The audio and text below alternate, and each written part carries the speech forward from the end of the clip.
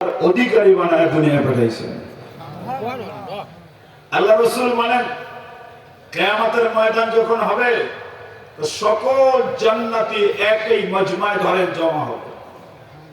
এক মজমায় জমা হয়ে গেল, টোটাল জান্নাতি তিন ভাগে বিভক্ত করা হবে। বলেন কয় ভাগ? সবাই বলেন কয় ভাগ? আল্লাহ রাসূল বলেন সমস্ত নবীগণের জান্নাতি উম্মতের সংখ্যা হবে এক ভাগ, আর আমি মুহাম্মদুর রাসূলুল্লাহ একার উম্মতের সংখ্যা হবে দুই ভাগ।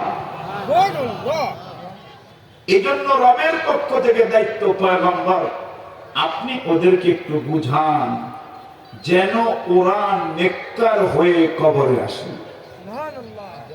এক হাদিসে আল্লাহ রাসূল বলেন আল উলামা ওয়ারাসাতুল আম্বিয়া, হযরত উলামায়ে কেরাম নবীগণের ওয়ারিস। হযরতে উলামায়ে কেরামের কাঁধে নবীগণের দায়িত্ব আল্লাহ রাব্বুল আলামিন অর্পিত করেছেন। এজন্য পৃথিবীতে নবীগণকে যেরকম ঈমানের দাওয়াতের মেহনতের নির্দেশ দিয়ে আল্লাহ পাঠাইছেন, ইলমের খাজানা সিনার মধ্যে দিয়ে পাঠাইছেন, তেমনি ভাবে পৃথিবীর সমস্ত উলামায়ে কেরামের সিনার মধ্যে আল্লাহ ইলমে নবাবী নূরকে আমানত রাখছেন, আর উম্মতের দরদ ওই উলামায়ে কেরামের দিলে দিয়া তার সিনাটা ভরে দিয়েছেন। চিন্তা একটা, আমার এই ইলমের মাধ্যমে, আমার এই ধর্মীয় জ্ঞানের মাধ্যমে আমি যেন মানুষগুলোকে ডাইকা ডাইকা রবের সাথে জোড়া লাগায় দিতে পারি। রাসূল আকরাম সাল্লাল্লাহু আলাইহি সাল্লাম যেই জামানায় ছিলেন, বিদায় হজের ভাষণে মুসলমানদের সংখ্যা ছিল কত? বলেন না কত?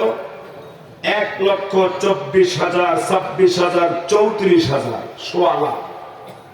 আর এখন পৃথিবীতে মুসলমানের সংখ্যা কত? বলুন না কত? 150-200 কোটি মুসলমান। বোঝা গেল রাসূল যখন চলে গেলেন, যাদের উপরে দায়িত্ব দিয়ে গেলেন তারা কি দায়িত্বটা আদায় করেছেন না করেন নাই? কথা না করেছেন না করেন নাই? সিদ্দিক আকবর তার দায়িত্ব আদায় করলেন, ফারুক আজম তার দায়িত্ব আদায় করলেন, হযরতে ওসমানে গনি তার দায়িত্ব আদায় করলেন, আলী মুর্তজা তার দায়িত্ব আদায় করলেন, আশরায়ে মুবাশশিরা তার দায়িত্ব আদায় করলেন, সমস্ত সাহাবায়ে কেরাম, তাবেঈন, তাবেঈন, আইম্মায়ে মুজতাহিদিন, শেষ আকাবেরে দারুল উলুম দেওবন্দ তাদের দায়িত্ব আদায় করে এমন সুন্দর ঈমানি নাহজ দাঁড় করালেন, এক আকাবেরে দারুল উলুম দেওবন্দের সন্তান গোটা দেশের জন্য নক্ষত্রের মতো হয়ে গেল। কথা ঠিক না বেঠিক? ১৫০০ বছর পরের একজন বা ১৪০০ বছর পরের একজন এই ঈমানি মেহনতের সাধকের নাম হলো মুজাহিদে আজম আল্লামা শামসুল হক ফরিদপুরি রহমাতুল্লাহি আলাইহি। কতশো বছর পরে? ১৪০০ বছর পরে যিনি বাংলার মাটিতে আগমন করছেন, তার সিনা আল্লাহ ইলমে নবাবী নূর দ্বারা ভরে দিলেন, উম্মতের দরদ দ্বারা ভরে দিলেন। কেমন মানুষ? 2 মিনিট সেই কথাটা শুনলেই আমরা বুঝতে পারবো এর আগের বুজুর্গরাও কত ভালো ছিল। দারুল উলুম দেওবন্দ থেকে যখন হযরত পড়ালেখা শেষ করলেন, আল্লাহ প্রেমিক মুজাহিদে আজম আল্লামা শামসুল হককে শাইখুল ইসলাম হুসাইন আহমদ মাদানী রহমাতুল্লাহি আলাইহি তার আসাতিজায়ে কেরামকে সামনে রেখে প্রস্তাব পেশ করলেন, শামসুল হক, কলকাতা প্রেসিডেন্সি কলেজেও তুমি সুনামের সাথে উত্তীর্ণ হয়েছ, তোমার ইংলিশ বাংলায় পারদর্শিতা অনেক, দারুল উলুম দেওবন্দেও তুমি ছাত্র ভালো, মুআদ্দাবানা নিজামে তোমার কোনো দৃষ্টান্ত নাই, কাজেই আমরা তোমার কাছে একটা প্রস্তাব পেশ করছি, হায়দ্রাবাদের চিফ জাস্টিস হিসাবে তোমাকে চাকরি প্রদান করার দায়িত্ব আমরা দিতে চাই। বেতন হবে তোমার 600 টাকা।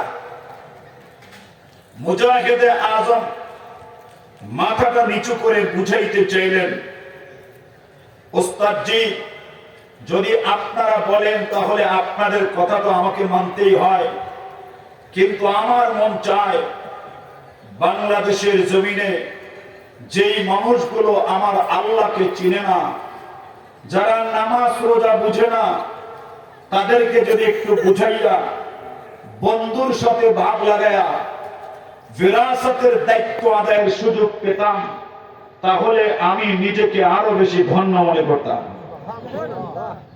শেখুল ইসলাম হোসেন আহমদ মাদানী চুপচাপ বসে গেলেন। অপেক্ষা করো, তোমার এই মন্তব্যের পরে আর কোনো জবাব নাই। ব্রাহ্মণবাড়িয়া জামিয়া ইউনুসিয়া থেকে প্রস্তাব আসলো, মুহাদ্দিস নিয়োগ হবে।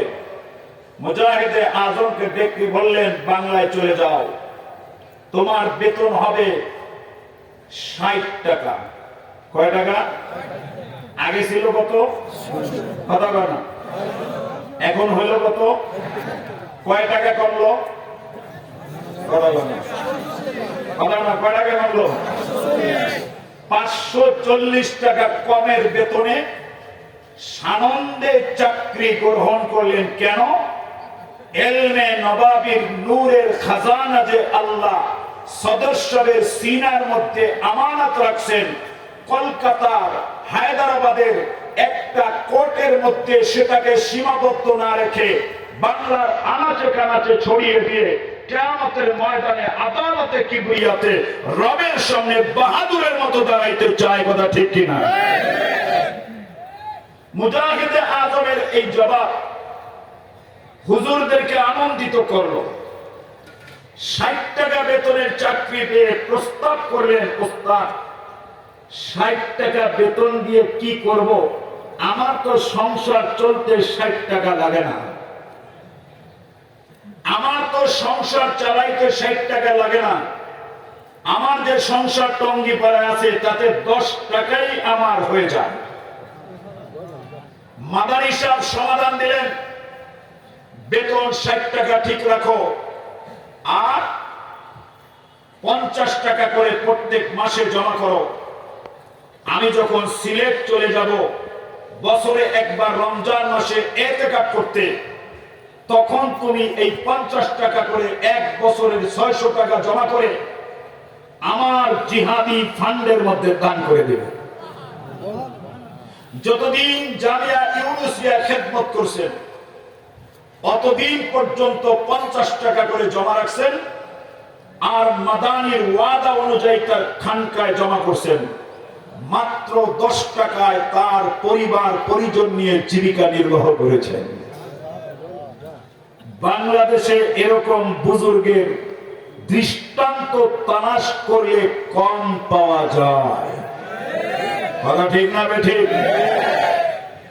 গৌহারডাঙ্গা মাদ্রাসা বহু আগের বিল্ডিং, আর মুজাহিদে আজমের বাড়ি। আপনারা কি একটা 3 তলা বিল্ডিং দেখেছেন? কথা বলা দেখেছেন? দুনিয়াটাকে পিছনে ফেলে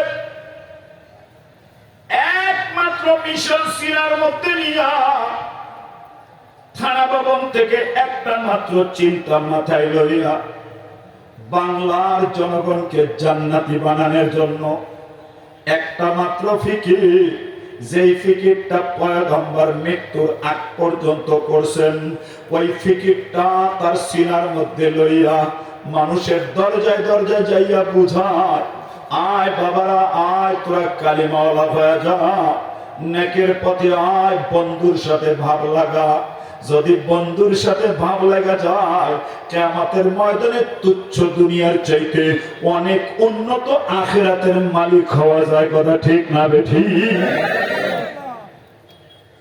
সরকারে দো আলমের এই আশিক, আল্লাহর এই নির্বাচিত গোলাম, তার হায়াতে একটাই মাত্র চিন্তা, বাংলাদেশের মানুষ যেন নেককার হয়ে যায়, জুলুম মুক্ত হয়ে যায়, জালেম যেন ইসলামকে দুর্বল পজিশনে নিতে না পারে। হায়াতের একটাই মাত্র মিশন, রাসূল আকরামের মিশন। তাই আল্লাহ রাসূল একদিন মজমায় বয়ান করতেছেন,